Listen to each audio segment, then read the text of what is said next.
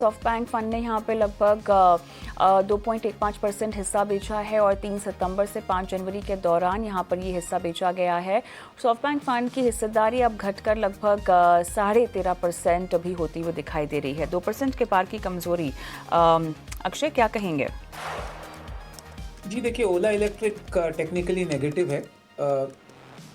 जो भी इसका तेज़ी का दौर था हमने देखा था शायद 4 से 5 महीने पहले एक बार 65 तक स्टॉक गया था। उसके बाद वापस स्टॉक में ऊपरी लेवल पे काफ़ी भारी बिकवाली का प्रेशर है।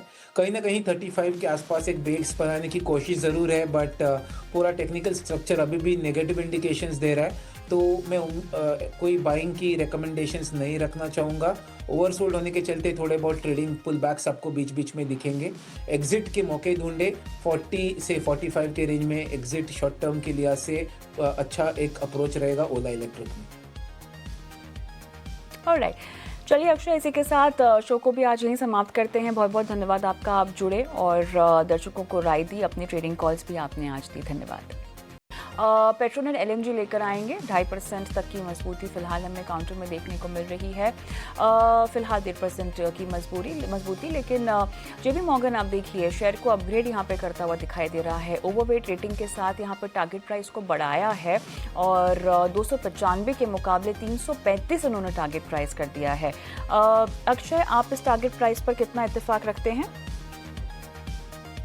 जी देखिए, पेट्रोनेट में एक बेस तो बन चुका है टेक्निकली, तो 270 आपका एक टेक्निकल बेस रजिस्टर हो चुका है गए 3 से 4 महीने के प्राइस एक्शन से।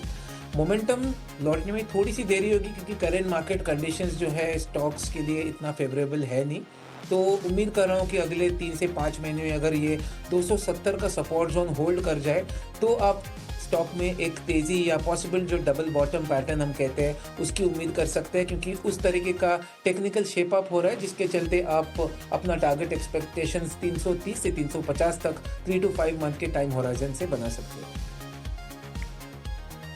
इटर्नल को लेके आते हैं स्क्रीन पर, जहां पर हम देख रहे हैं कि तेज़ी का मोमेंटम आज बना हुआ है। फिलहाल तेज़ी में थोड़ी सी कमी आती हुई पिछले कुछ समय तक हमने देखा था कि निफ्टी का टॉप गेनर था, लेकिन अब 0.5% की मजबूती फिलहाल दिखाई दे रही है। लेकिन यहाँ पर गोल्डमैन सैक्स ने बाय रेटिंग दी है और लक्ष्य लगभग 375 कर दिया है। 33% का अपसाइड यहाँ पर जो है वो देते हुए दिखाई दे रहे हैं। दरअसल क्विक कॉमर्स ग्रोथ में सुस्ती और साथ ही बढ़ते कंपटीशन से शेयर में गिरावट रही, हमने देखा एक फेज। लेकिन यहाँ पर एड्रेसेबल मार्केट में क्विक कॉमर्स की पहुंच सिर्फ 5% है और ग्रोथ पेयर्स में सबसे तेज ग्रोथ की उम्मीद हालांकि यहाँ पर जताई जा रही है।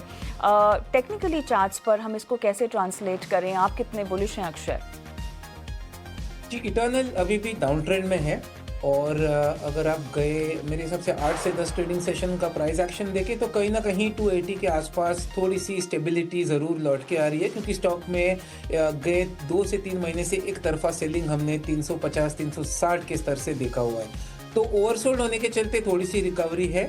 शायद मैं उम्मीद कर रहा हूँ कि 278 का प्रोबेबल शॉर्ट टर्म बेस हो सकता है, बट कोई बहुत बड़ी वी शेप रिकवरी की उम्मीद नहीं है। एक ट्रेडिंग बाउंस बैक आपको आने वाले दिनों में दिख सकता है जिसके चलते 310 या 315 दिखे। तो एक शॉर्ट टर्म बाउंस है, बाकी कोई मेजर चेंज या तेज़ी का रुख अभी तक स्टॉक में दिख नहीं पा रहा है।